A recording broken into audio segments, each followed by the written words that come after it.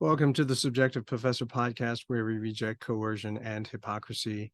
This is episode 60, and we're going to talk about Machiavelli and this idea of ends justify the means. It's something that has been attributed to Machiavelli for true, whether it's true or not, it's up to you to decide, I guess. And then we're going to talk about the A problem of virtue signaling. So Machiavelli, once upon a time, wrote The Prince, and I taught The Prince when I had a job in the university. And the translation that I used explained that he wrote The Prince while he was under house arrest. So he was arrested because his name popped up on a list of people who were plotting against the local government. So he was tortured, and because they couldn't find him guilty, and it's kind of interesting how they determined that he wasn't completely guilty, and so he was just simply put into house arrest. Well, it turns out that the leadership in Florence, where he was living, was changing, and he knew some people like the Pope, who was going to appoint the new ruler. And so he decided to use these acquaintances to try to get a position as an advisor to the new ruler of Florence, which is going to be the nephew of the Pope, try to get a job as an advisor. And if he did get the job, then he'd be, his house arrest would end. And I started developing this theory, whether it's true or not, I don't know. It's complete speculation, but it'd be kind of interesting if someone were to explore whether or not this was, even possible. But I started getting the sense that Machiavelli realized that most politicians were idiots, right? They were just totally spoiled, privileged, self-entitled people who believe that they deserve their positions, and so therefore the people who they ruled over were there to be exploited, right, for their own pleasure. And so when you have an idiot with a lot of power, well, it generally makes life for everyone else in society kind of miserable, like imprisoning people in house arrest after you've tortured them, sort of like Machiavelli. And so it kind of makes sense to me that he would apply to be an advisor to the new ruler so that he doesn't make life worse, but instead makes life pretty good for the people living under his rule. So Machiavelli wrote The Prince in the early 1500s. And if we know, Columbus sailed the ocean blue in 1492. And so there's a lot of change going on in society. New regions are being discovered, quote unquote, by, Europeans once again. And so now you have expansion of empire, colonialization, trade, wealth, all this stuff is now happening all at once. And so a lot of people are put into positions where all of a sudden they have to be concerned about ruling people that they didn't really know all that well before, right? It's a different territory from where they grew up. And so a lot of politicians don't know how to play it because they didn't have to deal with this stuff before. And so, if you recall what the stuff I went over in terms of Bourdieu and the whole fields and rules situation. So a lot of people are entering a game, a situation where they don't know the rules. And so Machiavelli wants to explain the rules of the game as it is being played on the political level to a ruler. It turns out he doesn't get the job, but that's for another podcast episode, I guess. And so he explains in chapter 3 that when a ruler takes over a new territory, right, takes it from another family, there's potential for a lot of change and instability, which basically means it could create the seeds or plant the seeds of rebellion for this new ruler. So you got to play it really, really carefully, really well. And one of the things that you have to do is you have to kill all of the previous ruling family, all of them. Even if they're babies, you got to kill the babies, right? Because we all know how Or what happens if you don't kill the babies, right? They grow up one day, someone tells them that they're the true heir to the throne, and so now you have a rebellion, right? So we saw even in Princess Bride, Inigo Montoya, right? He spent his whole life trying to hunt down the person who killed his father, right? And so if you don't get rid of the babies, they're going to come back and they may try to get their revenge. So you got to get rid of the babies as well. Hence the expression to be Machiavellian. And if you ask people what that means, it's the ends justify the means, right? The goal legitimizes whatever method or whatever you're going to do to achieve that goal. And so a simplified expression of that is what you're shooting for, what your goal is so good that morality be damned, right? You got to do what it takes, no matter what it is. Break whatever rule, violate some kind of, moral code, because what you're trying to achieve is really, really good. And this is a very common plot device that you'll see in a lot of movies. Now, some people will say or assume that the goal is really, really good. I mean, it is really good.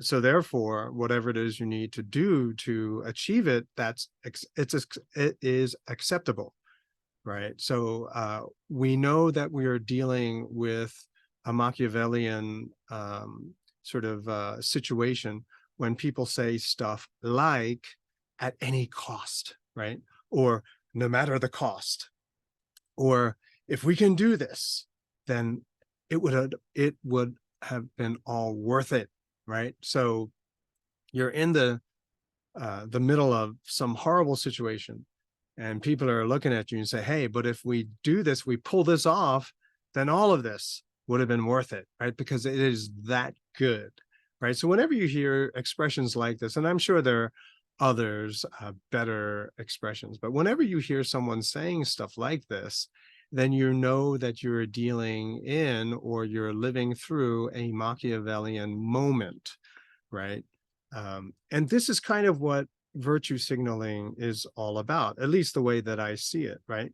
So virtue signaling is this phenomena where people will identify something that's good and then basically advertise, make sure everyone realizes and recognizes that this is a good thing.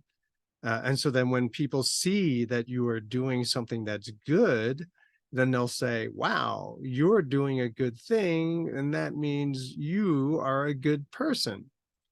Of course, right away, we have to realize that the problem with this is that, recall the subjective theory of value, right? Who determines what is good and what makes it good? Why is it good? Is it just simply a subjective perspective that determines that it's good? And so from other people's subjectivity, it's actually a horrible thing, right? Imagine a ruler who says, well, in order to have peace, we got to kill you. Oh, whoa, whoa, whoa. Why me? Well, who's to say that I'm the cause of the unrest in society, right? Call it Donald Trump. I don't know. So who's to say that that's the person who is the source of all that is evil? But you say it loud enough, you say it often enough, and you get a lot of the mass media repeating it with you, then everyone says, oh yeah, climate change. Yeah, sure. We got to do something about it. We're all going to die in 5 years, as people said 6 years ago, right? So people buy the line, and then everyone gets to feel good about themselves because they think that they're doing something good. They're helping other people do a good thing. Now, don't get me wrong. I think that, even people who virtue signal, sometimes they may accidentally do something good, rather maybe intentionally, unintentionally. Like once upon a time, my dad, when he was getting older, and we were trying to get him to stop driving, but there was no way to get him to stop. He was pretty stubborn. I mean, come on, he stood up to religious persecution and all that kind of stuff. So no matter what we did, he kept driving. And then he started getting lost, right? We used to call him the human GPS. And then all of a sudden he started getting lost. And so imagine never ever getting lost, no matter what. And then all of a sudden getting lost all of the time. Even just driving 2 miles to a destination where you've driven for 40 years, all of a sudden not knowing where you need to go. That's pretty crazy. So anyway, one day he gets lost in the middle of the night, because he would come to church and pray every morning at 4 a.m., 3 or 4 a.m. And so I got a call like it's 3 a.m. and he's like, he drove a couple counties over. Oh, excuse me, that was not that time. Another time, it was snowing and he ran off the road. And I guess for like an hour, he's been trying to get out, get unstuck, right? Created a huge mess. And, he's 90 years old, right? Well, anyway, so someone driving by realizes that he's in trouble, and so they decide that they were going to drive him to my place, and then take me back to the car, and so I can help my dad, right? And so I feel really bad for this guy, and so I offered to pay him for his time, and he says, "No, no, no, I'm doing this because it's the right thing to do." And I noticed that he was what do you call it, live casting, right? So he was filming himself doing this incredibly generous, virtuous act. And so I was like, okay, whatever. So, so self-aggrandizement can have benefits for some people. But of course, if that doesn't happen to you, then you got to fake it, right? And so there are lots of different examples of people faking virtue. Like I remember seeing there was this a couple who said that they were trying to raise money for this homeless vet, and they raised a lot of money. I don't remember how much it was, and then they took all the money. Right, so so it can go either way, right? So it's not necessarily a good, right? A win-win, right? A net positive. So the situation of virtue signaling, what we see is people are given a goal, like this act, this function, or this behavior is a good thing, no matter what. And so then we have to pursue it. We have to achieve it. We have to do it, right? And it takes, a lot of different varieties. So it's not only just a good act, a good behavior, but also a goal, right? We're trying to achieve something, right? So what you begin to see all around society is people dumbing down and sort of simplifying what is this good thing so that it's you stick it in a meme or something like that, right? Because no one likes to think anymore, and so you dumb down just thinking, and so you say to people, "Oh, gun control, look at all these people dying of gun violence," and so the simple solution is to take away the guns. Yeah, not really, right? And so all these things, I'm going to list these things, and it is much more complicated than can be put in a meme. And so to offer a simplistic solution to a complex problem is just going to intensify all of the problems, especially when it comes to gun control. Just in case some of you are pro gun control people and you're still listening, understand that criminals don't care about gun control, obviously. Not only that, but there is technology now where you can basically make your own gun. And so gun control laws just simply don't, will not make the problem any better. If anything, law-abiding people will now have a hard time acquiring firearms and even practicing and becoming knowledgeable of all the gun laws in society. And so it actually does a disservice, right? Poverty, what do we do about poverty? Oh, just give people money, right? And we talked about this before, but no one ever addresses the cause of poverty, right? No one understands how certain people became poor, in addition to the fact that poverty is the natural state of humanity, right? We're all born poor. It's only by the virtue of our parents' wealth that we have anything, but where did the wealth come from? Someone had to start making stuff first to trade with other people who made stuff, and that's where wealth comes from, right? And so this solution of solving poverty by giving people money, yeah, that's never going to work. Racism, get rid of the racists. War, oh, well, we just have to attack the problem nation. All of this is very, very naive, and all it does is really set up a lot of manipulation. And so if you don't think about it too much, if you're not analyzing it too much, you stay on that superficial, sounds like common sense kind of thing. The solution seems obvious. And then then you start saying stuff like, why don't other people see it? It's so simple. All we have to do is this. And it's very childish, right? It's a very naive way of looking at very complex social problems. And I only use it's actually not so complex, but I use the word complex because government is involved in maintaining those problems. And so you have to go through the process of explaining the problem first. Why do we have persistent poverty, for example? We have to go over that first. And so that's what introduces the whole complexity aspect of trying to unpack a lot of these problems. So, all right, so that's virtue signaling, which is a certain expression of this ends justify the means, which back in the day was a very bad thing, right? So to call someone Machiavellian, you're not saying, oh, you're doing a great thing. No, you're basically saying that this person is a very sick individual because they will throw morality, they will throw law out the window just to do something which is subjectively perceived by some people as a good thing.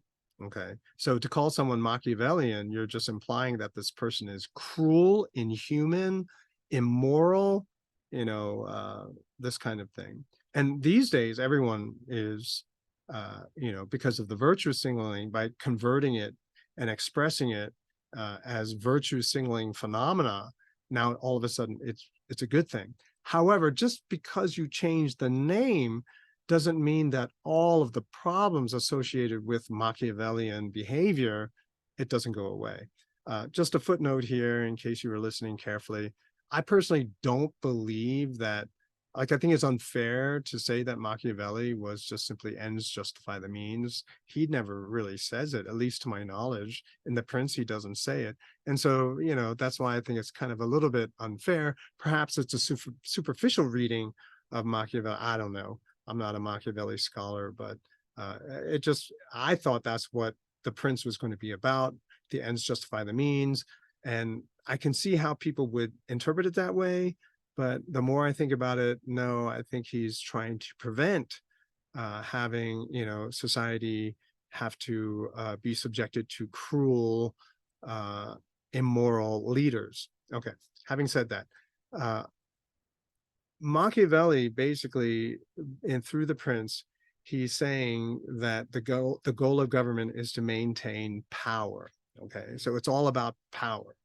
So when an individual, when you or me, if we were to do ends justify the means, well, there's a cost.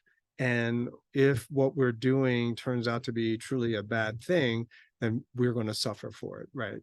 The cost, the unintended consequences are going to be so huge that it would have been better that we didn't do it in the first place, okay? But, and so that, according to, if an individual is living with the ends justify the means principle, then that individual will have to take responsibility for whatever it is that person did. And it can go either way, as I just already explained. But when government does it, right, when government action is Machiavellian, then what we're seeing is ignoring of law, order, the principles of freedom, and basically it becomes an opportunity to do bad things, evil things, right? So national security, when government starts saying, oh, it's an issue of national security, that something probably very, very corrupt and awful is being done behind the scenes, right? And so the government, whose goal is to maintain power, well, then you do whatever it takes to maintain power. Now, that's not what you tell the people. You say, oh, I'm doing this for you, for everybody, to make the world a better place.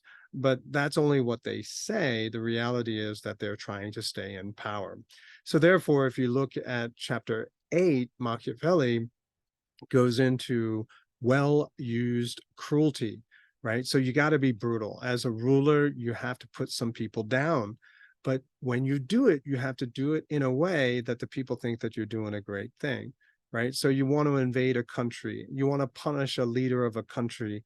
right? Because they insulted you or they insulted your dad or whatever, then what you say is you call them the axis of evil first, and then you bomb the crap out of them, right? And so you have to do cruelty in a wise kind of way, so most of the people in the country don't catch on. In chapter 18, he talks about being sly like a fox. um, Foxes are very, very cunning and wily. So they're very sneaky, right? And at the same time, you have to appear to have positive qualities. You have to appear to be empathetic. You have to appear to be honest. You have to appear to be someone who's fighting for the underclass. You just have to have the appearance of that. Maybe say it a lot in speeches, but whether you are or not is besides the point, right? And rulers are going to do this because they must avoid hatred. So Machiavelli says multiple times, you can be feared, get people to be afraid of you, right? But you don't want the people to hate you. That's once they start hating you, they start plotting against you, right? And so he also, and that's in chapter 19, he also adds, if there's bad policy to pursue, then you delegate it to other people, right? So let's just say you want to supply guns to a terrorist organization. Well, then you get your attorney general to do it. And then if you get busted, you get to say, oh, I had no idea they were doing this. It's a rogue administrative official. They did it without my permission, right? That kind of thing. And Obama said this all the time.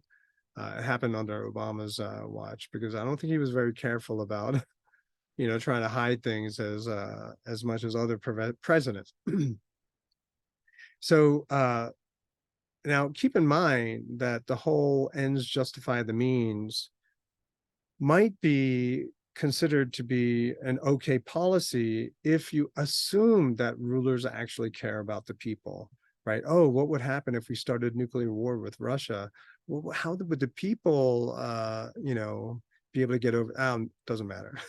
No, they don't consider people at all. And if you've been listening to Colonel Douglas McGregor, as I suggested in an earlier podcast, then you'll realize that one thing that he says a lot is that we are living under the government by donor. So whatever a donor is, who donates money to a political campaign or whatever they want, that's what needs to happen. And right now, military contractors, they are pulling a lot of strings in our government, and that's on both sides of the table, Republican and Democrat. And so because we have a system like this, where people are only fixated on the quote unquote good thing, right? Is your candidate do they have the correct position when it comes to climate change? Do they have the correct position when it comes to women's rights? Do they have the correct position when it comes to Ukraine or Russia? And that's all people are looking at, right? Because it's a virtue signaling world that we live in now. And it's great opportunity for politicians to manipulate all of the people in the country. And so this phenomena that we're witnessing now leads to gross injustice, right? And so in order to, right, and this is what I've been trying to get at, the ends justify the means. So what do we do to restore peace in the Middle East? Well, you got to drone a lot of people, right? You got to shoot a lot of rockets at really bad people, and in the process kill lots of innocent people, right? We'll call them collateral damage, right? So we don't talk about the children that we're killing overseas, this kind of phenomena. But, we get to paper over it. We get to hide it with all the virtue signaling that we do, right? And so, oh, Russia's so bad, so we have to sacrifice all the poor Ukrainians, right? All the Ukrainians who couldn't bribe the press gangs from getting out of military service, the people who couldn't afford that, they get sent to the front, and they're literally just dying everywhere. Occupation of Syria and stealing all of their oil, we talked about in the last episode, because we're trying to fight terrorism by, cooperating and collaborating with terrorists, right? Going after Trump because he's so bad. And so we're going to basically engage in shady election practices, right? And that, of course, affects pretty much every election now. Eminent domain, right? Oh, we're going to develop this property. It's for a good thing, right? For a good cause. So we're going to take away your house and give you chump change for it, etc. And then, there's lots of, we can go on and on. So the alternative to this kind of ends justify the means government is more freedom, less government, right? And so if government really isn't involved in anything, then if we choose to be virtue signaling and we get other people to virtue signal with us, well, then now you got to pay for it, right? And then people figure out real fast, right? Figure out very quickly if it is actually a good idea or not. Organizations are paid and supported. People continue to contribute to organizations if they are doing a good thing, right? And so now we judge people according to the results, right? Are you delivering what you promised? And if not, then you're full of crap, right? You're full of BS, right? That, you lied because you're not delivering on what you promised. We can do this. You can do thought experiments with the police, with schools. Are you educating people? If not, then defund the schools. Allow people to choose better schools. Is the police company that you hired to protect your area, are they keeping you safe or are they not? And if they're not doing their job, then you basically hire a different policing company. It's very, very simple. Right. So if we can just move away from this whole ends justify the means, this whole virtue signaling phenomena, I think the world would be a much better place. What will we do? I don't know. It's up to people's innovative creativity. And I'll leave it there and talk to you in the next episode.